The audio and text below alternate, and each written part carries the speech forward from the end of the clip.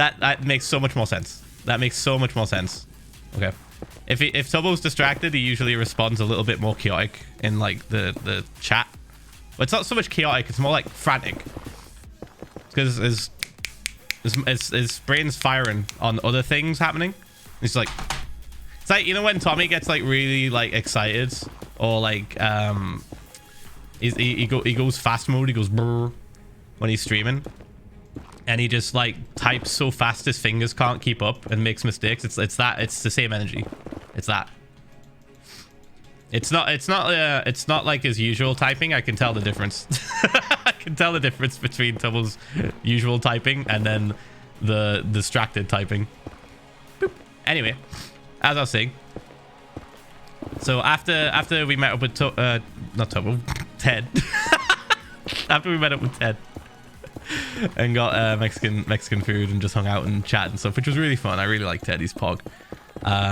We headed back to Kristen's parents' house, and guess what we fucking ordered? Mr. Beast Burger. Because you can't get it where I live, here in the UK. I'm sure you can get it in other places in the UK, maybe London, but not up north from what I can tell. So we tried Mr. Beast Burger. Kristen got like the regular Mr. Beast Burger, and then I got the Moist Critical Moist Burger or whatever. Really fucking good. Not gonna lie, really fucking good. I was quite pleasantly surprised. There was no Dream Burger, which I wanted to get for the memes. That was not available, so yeah, it's literally called Moist Burger. And for people that don't know who the fuck Moist Critical is, then you don't understand the joke. That's his thing. It's moist. His name's Moist Critical. It was a pretty moist burger. Lots of cheese, dude. Why are we listening to this? This is the start song. There we go. There was a lot of cheese and a lot of meat. I was sweating. Mans was sweating afterwards. Holy fuck. Yeah, that was Pog. And the next day, I think it was Thursday, we went to a little place called Knott's Berry Farm. Now, if you don't know what Knott's Berry Farm is, don't worry. It's because you just don't live in California, or you haven't you don't have any Californian friends. Anyone that's in Southern Cali will tell you absolutely Knott's Berry Farm is like, you know, the place that you used to go. Mainly is like younger kid, but like it's still like a pretty popular place for adults as well. Boop. And essentially, it's just a theme park. It's not an actual farm at all. The name does not do it any justice on explaining to you what the fuck it is. It's a theme park. not a crazy one, but a pretty decent one. Pretty decent one. And most people go there for either like the food and stuff. There's a few good rides, but there's also like some really nice like food. There's like flat, like was it funnel cake, and like pie or whatever. There's like a pie with like boysenberry that's really popular. You can get from there. It's pretty nice, pretty nice. I've been to Disneyland already. We didn't bother going to Disneyland because I've already been. So we're just like, whatever. But I'd never been to Knott's. So yeah, we went to Knott's. It was pretty fucking early, might I add, as well. I think we got there at like 9 or something like that, right? We got there at like 9. And like, I'm thinking, because Kristen tells me like, oh yeah, it's gonna be like pretty quiet, I would think, because most people around this time of year are going to Knott's Berry Farm in the nighttime for their special thing that they did called Not Scary Farm, which is like one of those spooky sort of like, you know, those things that you see where people like show up and like you just get scared by actors and stuff. Just like, just jumping out at you. You walk around like a spooky area at night. Most people are going to that instead. So I was expecting like maybe a couple of hundred people at the most. And like no kids because it was a school day. No. No.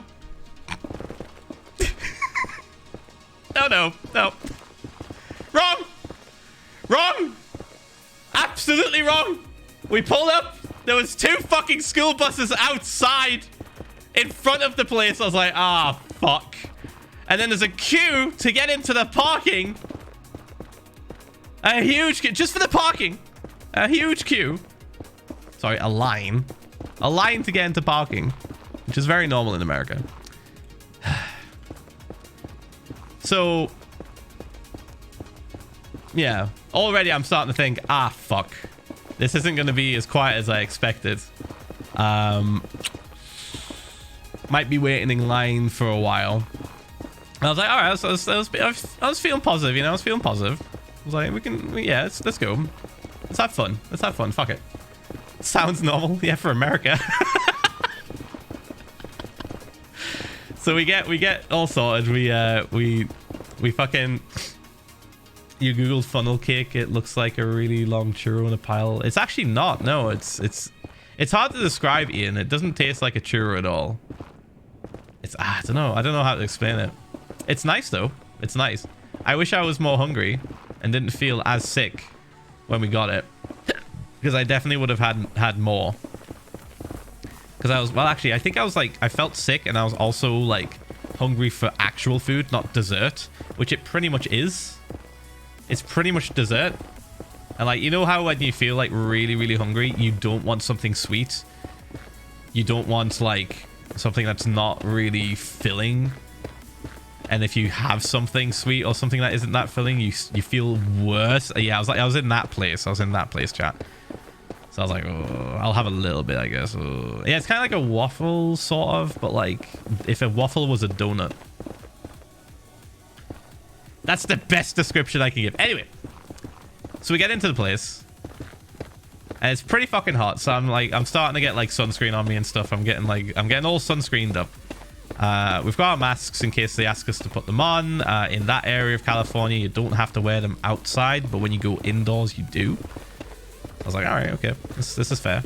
It's weird. In different parts of Cali, there's different rules for masks. I'll get onto Universal Studios and how fucked that was, having to wear a mask in the like 30 degrees Celsius heat. Whoa. Outside, my ad. Anyway, so we're going around, and Kristen says that we should go on the Ghost Rider ride. And I was like, all right, okay. Now, the Ghost Rider ride is like a roller coaster made almost entirely out of wood and like metal and stuff. Mainly wood, though. It's mainly wood. That's kind of why it's like so popular. And it looked pretty cool. And I was like, oh, okay, that's all right. We'll go on that first. And we go on it first. We go into the line. The line's not too bad. We're just waiting around, you know. I can see like how bad the line does get, though. You know how like they have that extra space that you walk through. Holy fuck, dude. You guys do queues different in America. Like, it's just so fucking many windy like paths leading to any roller coaster. You spend more time getting to the roller coaster through the queue area, even when there's nobody there, than being on the roller coaster itself. It's nuts. And Kristen told me that's normal, and also they fill up quite a fucking bit. They fit as many people in as possible. It's ridiculous. So yeah, we're getting in there, and I was like, I wonder when I'm gonna see Nicolas Cage's face somewhere. I wish I was kidding. I wish I was kidding. I legitimately thought the ride was based off of Nicolas Cage and the movie Ghost Rider. And then as we got further and further through the line, it became very apparent that no, it's based off of people that would go mining and look for gold in the old Wild West. I felt like an idiot. I remember looking at Kristen and just being like, so when's the this is based off Nicolas Cage, right? She's like, what? Like, yeah, I was legitimately expecting to see Nicolas Cage's like fucking head just like on the ceiling or some shit at some point. It's like, no. Fuck.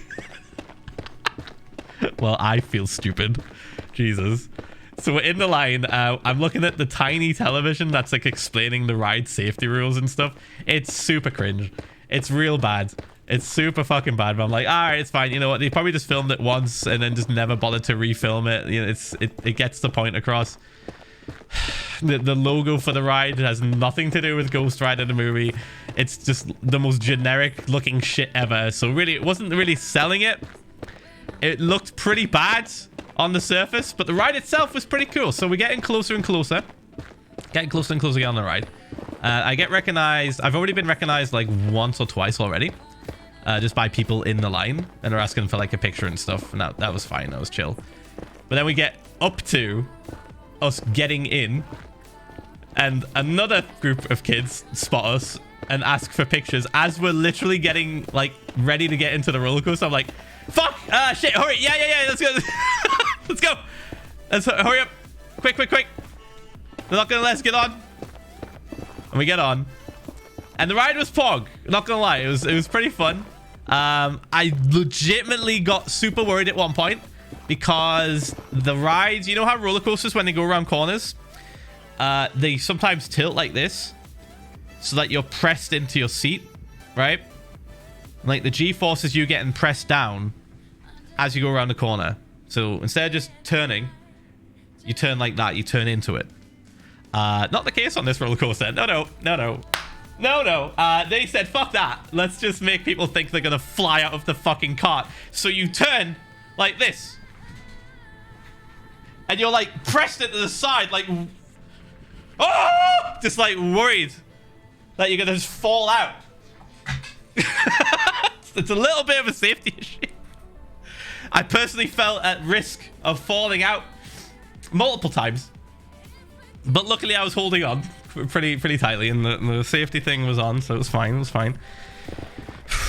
But that definitely surprised me, because that's not usually how roller coasters work. You know, that would cause a lot of tension on the rail and the roller coaster itself, and a lot of unnecessary stress to the cart. Yeah. So that caught me off guard, and it was a lot of fun though. Still, it was a lot of fun. It was pretty pog. And we get off, and I'm just like, holy fuck. That was cool. And as we're getting our stuff, some people who got on the ride with us also recognized us. So it's already been like, it's been what? Half an hour, because we waited in line for a little bit. It's been like 30 minutes. And we've been recognized like 3 to 4 separate times. And I was thinking, this is probably how the rest of the day is going to go. And this is fine. This is fine. This is totally fine. Everyone's been pretty pog. Good lord, though. It was so fast. So quick. Boop. And yeah, we got off, took a picture with them. And as we were leaving, I was like, you guys have got some extra bragging rights, because now you can say you've been on a roller coaster with Philza Minecraft. Not many people can say that at the minute. The strangest bragging rights ever. Oh, did you know I was on the same roller coaster? So weird. But now they have that as like a brag, I guess. Jesus, they heard me scream. They heard me screaming on the roller coaster and just being like fucking pushed into the back of my seat. Anyway, so that was a lot of fun. We then like walk around for a bit, just exploring the park, going on the other rides. The funniest part so far, by the way, I will tell you, is coming up. So Kristen, in her infinite wisdom, says, okay, after that ride, Phil, let's go on this ride. And I was like, okay, what is it? She's like, it's the mountain Candy Mountain ride. It's the Rush, the Gold Mountain ride, but I think it's Candy. I was like, oh, okay. Is it like for kids or adults? She was like, they're both. All right. So we crossed a little like train path. There's like a little carriage thing that goes around, right? And we get on it like pretty quick. There's no queue, and I'm like, this is already pretty sus. We get on it pretty fucking quick. And as we sit down, the queue starts to like build up. I'm like, oh, it must be a good ride. Must be a pretty good ride. I then immediately realized there are no seatbelts